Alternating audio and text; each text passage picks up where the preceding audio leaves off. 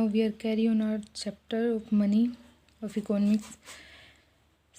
First of all supply of money. Supply of money का मतलब क्या होता है कि जो मनी होती है उसकी सप्लाई कहाँ से होती है. ठीक है, मतलब जो लोगों के पास मनी होता है वो कहाँ से आता है और क्या बोल सकते हैं, मतलब कितनी सप्लाई है पूरी कंट्री में मनी की, तो उसे बोलेंगे सप्लाई ऑफ मनी. तो लोगों के पास जो पैसा होता है उसी को बोलते हैं सप्लाई ऑफ मनी. ठीक है, ओके. इसका कॉन्सेप्ट समझते हैं. सप्लाई ऑफ मनी का क्या है. Supply of money is a stock concept. ये क्या एक स्टॉक कॉन्सेप्ट है, मतलब लोगों के पास जो पैसा जमा है, स्टॉक है. It refer to total stock of money. ये दिखाता है कि जो स्टॉक जो मनी है उसका टोटल स्टॉक कितना है. स्टॉक का मतलब से क्या समझते हैं हम, जितना पैसा इकट्ठा किया हुआ है. तो ये क्या दिखाता है कि टोटल कितना स्टॉक है मनी का, held by the people of a country. एक कंट्री के लोगों के पास at a point of time. एक पॉइंट ऑफ टाइम की बात कर रहे हैं. ऐसे नहीं कि कुछ लोगों के पास आज देख लिया, कुछ लोगों के पास एक महीने बाद देख रहे हैं कितना पैसा है. नो, ऐसा नहीं है. एक पॉइंट ऑफ टाइम में सबके पास टोटल कितना पैसा है उसे क्या बोलेंगे, सप्लाई ऑफ मनी. ठीक है, ओके. अब क्वेश्चन आता है एक कि who are the producer of money. कि जो मनी है उसके प्रोड्यूसर कौन होते हैं. प्रोड्यूसर का मतलब है उसे कौन प्रोड्यूस करता है. ठीक है, जो मनी है उसे कौन प्रोड्यूस करता है, उसका प्रोडक्शन कौन करता है. तो क्या है, पहला तो होता है गवर्नमेंट. ठीक है, जो मनी है उसका प्रोडक्शन करती है गवर्नमेंट, या फिर क्रेडिट क्रिएशन से जो बैंक होते हैं वो हम बोल सकते हैं क्या करते हैं, सप्लाई ऑफ मनी करते हैं. क्योंकि बैंक हमें लोन देता है. ठीक है, तो बैंक क्या करता है, सप्लाई ऑफ मनी करता है या प्रोड्यूस करता है मनी को. और ऐसे जो गवर्नमेंट है वो पैसा बनाती है. ठीक है, लेकिन बैंक जो होते हैं वो एक्चुअल में पैसा नहीं बनाते, सिर्फ वो क्रेडिट क्रिएशन करते हैं. क्रेडिट क्रिएशन का मतलब होता है वो दिखाते हैं कि हाँ हम उनको लोगों को उधार दे रहे हैं, लोन प्रोवाइड करवा रहे हैं. ठीक है, ये टॉपिक आएगा क्रेडिट क्रिएशन का मतलब क्या होता है आगे तो करवाऊँगी. ठीक है, ओके. नेक्स्ट है आपका कि measurement of money supply. Measurement of money supply का मतलब है कैसे पता लगेगा कि लोगों के पास कितना पैसा है, मतलब किन किन चीज़ों को जोड़ें तो पता लगे कि टोटल कितना पैसा लोगों के पास जमा है.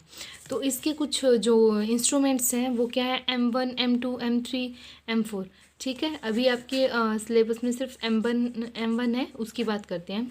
ठीक है, ओके.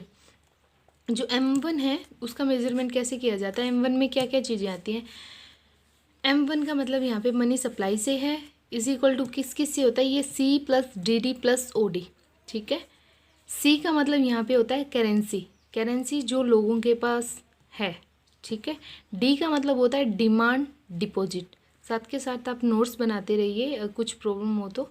ठीक है, D का मतलब क्या होता है, DD का डिमांड डिपॉजिट. ठीक है, डिमांड डिपॉजिट्स.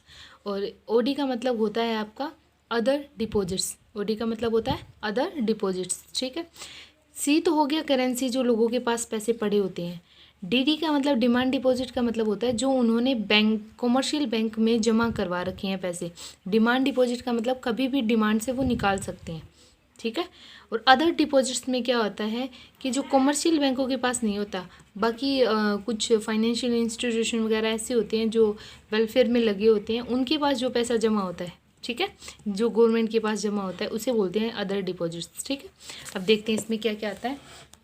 जैसे आगे आपको बताया हुआ है सब कुछ. देखो कि C में क्या आता है, it's refer to currency held by public. Public के पास जितनी करेंसी है वो, उसमें दोनों को आते हैं, कोइंस भी आते हैं और पेपर नोट भी. मैंने कहा कुल पैसा, टोटल पैसा उनके पास जो भी है, चाहे वो करेंसी वो कोइन में है या फिर चाहे उनके पास नोट्स में है. ठीक है, DD का मतलब क्या होता है, डिमांड डिपॉजिट्स. ठीक है, of the people with the commercial bank. जो कॉमर्शियल बैंक में है, there are checkable deposit. Checkable deposit का मतलब है जिसको डिमांड करके कभी भी निकाला जा सकता है. अब अगर मुझे आज 5,000 रुपये की ज़रूरत है तो अभी मैं चेक बना के और वो पैसे निकलवा सकती हूँ, तो उसे बोलेंगे डिमांड डिपॉजिट. ठीक है, चेकेबल का मतलब होता है कि चेक से निकलवा सकते हैं.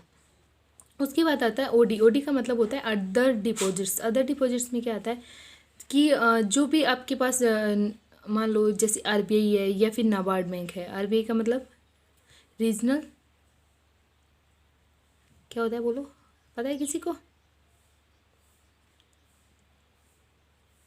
ये हमारा सेंट्रल बैंक होता है RBI. ठीक है, रिजर्व बैंक ऑफ इंडिया. ठीक है, अगर पूछ लिया जाए कि इंडिया का सबसे बड़ा बैंक तो RBI, या नाम पूछ लिया जाए तो रिजर्व बैंक ऑफ इंडिया, ठीक है, हिंदी में केंद्रीय बैंक बोला जाता है इसे। ओके, उसके बाद आता है एक नाबार्ड। ये भी क्या होता है, एक बहुत अच्छा बैंक है जो जितने भी एग्रीकल्चर वगैरह हैं उनको लोन वगैरह प्रोवाइड करवाता है और उनका डेवलपमेंट में ये मेन जो अपना कंट्रीब्यूशन देता है, ठीक है। तो नाबार्ड की फुल फॉर्म क्या होता है, क्या होती है, देखो, national bank of agriculture and rural development, ठीक है। मतलब किस किस का ये डेवलपमेंट करता है, एग्रीकल्चर का और रूरल डेवलपमेंट का। तो अगर वहाँ भी पैसे डिपॉजिट हैं तो वो कोई ऐसे कॉमर्शियल बैंक तो है नहीं, मतलब जिसका मेन मोटिव प्रॉफिट अर्न करना हो, ठीक है। तो ये तो क्या है, एक ऐसी इंस्टीट्यूशन है जो लोगों के वेलफेयर में लगी हुई है। तो अगर इसमें पैसे जमा हैं तो वो कहाँ आएंगे, अदर डिपॉजिट में, ठीक है। दूसरा है demand deposit with RBI of foreign central bank end of the foreign government. मतलब जो क्या करता है, आरबीआई है, ठीक है, उसके पास अगर कुछ भी फॉरेन का जो पैसा वगैरह डिपॉजिट्स है, ठीक है, मतलब आरबीआई के पास फॉरेन के जो पैसे वगैरह डिपॉजिट होते हैं वो इसमें आएंगे। फिर है demand deposit of international financial institution like IMF and world bank. मतलब जहाँ हमने आईएमएफ, ये क्या है, इंटरनेशनल मॉनेटरी फंड है यहाँ, या फिर वर्ल्ड बैंक जो पूरे मतलब पूरे वर्ल्ड का जो बैंक है बड़ा, अगर वहाँ पे पैसे डिपॉजिट है हमारे यहाँ किसी के भी, तो वो किस में आएंगे, अदर डिपॉजिट में, ठीक है। इसने एक चीज़ बोली है कि specially other deposit does not include, बहुत इंपॉर्टेंट है कि अदर डिपॉजिट में ये दो चीज़ें नहीं आएगी। हमने अभी तक देखा कि जो अदर डिपॉजिट है उसमें गवर्नमेंट की जो भी डिपॉजिट्स वगैरह हैं वो आती हैं, मतलब गवर्नमेंट बैंक्स वगैरह में। तो इसमें क्या नहीं आएगा, फर्स्ट है कि deposit of the government of the country with RBI, ठीक है। मतलब गवर्नमेंट, जो भी गवर्नमेंट डिपॉजिट करेगी आरबीआई में वो इसमें नहीं आएगा, क्योंकि गवर्नमेंट और आरबीआई दोनों एक ही चीज़ें हैं। तो उनका पैसा इसमें कैसे आ सकता है, गवर्नमेंट के पास पैसा कहाँ से आता है, जो हम लोग जमा करवाते हैं, तो वो दोबारा से आरबीआई में अगर जमा करवा रहे हैं तो उसको इंक्लूड नहीं किया जाएगा, ठीक है। गवर्नमेंट खुद से तो अर्न नहीं कर रही ना कहीं से पैसा। नेक्स्ट है deposit of the countries banking system with RBI, कि अगर हमारे यहाँ के बैंक पैसा आरबीआई में जमा करवा रहे हैं तो नहीं आएगा। कारण क्या है इसका, देखो, अगर बैंक में हमने जमा करवाए तब हमने वो क्या कर दिया, मनी सप्लाई में इंक्लूड हम कर चुके हैं कि बैंक में इतनी डिमांड डिपॉजिट है वो आ चुकी है। तो अब दोबारा अगर वही पैसा बैंक आरबीआई के पास जमा करवाएगा तो उसको दोबारा थोड़ी ना कैलकुलेट करेंगे। तो इसलिए क्या होता है, इसको कैलकुलेट नहीं किया जाता है, ठीक है, उसके अंदर नहीं रखा जाता। ओके, उसके बाद क्या है, नेट डिमांड डिपॉजिट और ग्रॉस डिमांड डिपॉजिट में थोड़ा डिफरेंस है। देखो, नेट और ग्रोस में एक डिफरेंस होता है, नेट हमेशा छोटा होगा, ग्रोस हमेशा बड़ा होता है, ठीक है। तो ग्रोस जो डिमांड होती है, deposit includes inter banking claims, मतलब ये क्या करता है, ग्रोस का मतलब ज़्यादा, ठीक है। ये बैंक के अंदर के बीच के भी जो भी क्लेम वगैरह होंगे ना, मतलब आपस में वो एक दूसरे के पास जमा करवा रहे हैं, तो वो भी इंक्लूड होते हैं, लेकिन नेट में इंक्लूड नहीं होते, ठीक है। नेक्स्ट है आपका, देखो क्वेश्चन है टर्म डिपॉजिट और डिमांड डिपॉजिट। मैं आपको मीनिंग बता देती हूँ, कुछ भी प्रॉब्लम हो तो कमेंट में प्लीज़ प्लीज़ प्लीज़ क्वेश्चन किया करो, पूछा करो, ठीक है। देखो क्या है टर्म डिपॉजिट और डिमांड डिपॉजिट। टर्म डिपॉजिट में क्या आएगा आपका, टर्म डिपॉजिट का मतलब होता है जो एक फिक्स टाइम पीरियड के लिए होती है, जिसे आप एफडी बोलते हो, फिक्स डिपॉजिट। टर्म डिपॉजिट वो होती है, टर्म का मतलब एक टाइम होता है, और डिमांड डिपॉजिट जो कभी भी आप चेक से निकलवा सकते हो, ठीक है। ओके, अब है सप्लाई ऑफ मनी। इसको एक टेबल से अच्छे से समझाया हुआ है, देखो ग्राफ बनाए हुए, देखो कैसे करेंगे कि जो सप्लाई ऑफ मनी है उसमें तीन चीज़ों को इंक्लूड किया जाता है। पहला करेंसी जो पब्लिक के पास है, दूसरी डिमांड डिपॉजिट लोगों की, पीपल्स की, जो कॉमर्शियल बैंक में जमा है, और फिर रहता है थर्ड आपका अदर डिपॉजिट। वो अदर डिपॉजिट में हमने देखा था कि तीन चीज़ें ली थी हमने। पहला तो नाबार्ड के पास जो जमा है, या फिर क्या है डिमांड डिपॉजिट जो आरबीआई करता है, foreign demand deposit with RBI of foreign central bank and government, ठीक है। मतलब क्या करता है कि आरबीआई के पास अगर कोई भी फॉरेन सेंट्रल बैंक वगैरह जमा करवाते हैं तो वो। और थर्ड है आपका जो इंटरनेशनल मॉनेटरी फंड है, आईएमएफ और वर्ल्ड बैंक, वहाँ जो भी डिपॉजिट हैं वो भी क्या आएंगे, यहाँ पे अदर डिपॉजिट्स में आएंगे। लास्ट क्वेश्चन है देखो आपका कि हु सप्लाइज मनी। मनी को कौन सप्लाई करता है, अभी हमने पढ़ा था एक बैंक होता है और दूसरा गवर्नमेंट, ठीक है। गवर्नमेंट तो एक ही हो गया, लेकिन बैंक को दो पार्ट्स में बांट दिया गया। एक तो होता है आपका कमर्शियल बैंक जो पैसे कमाने के लिए काम करते हैं, और दूसरा सेंट्रल बैंक। ये फिर इन तीन मतलब तीनों को अलग अलग ले लिया कि तीनों क्या करेंगे, मनी की सप्लाई करेंगे।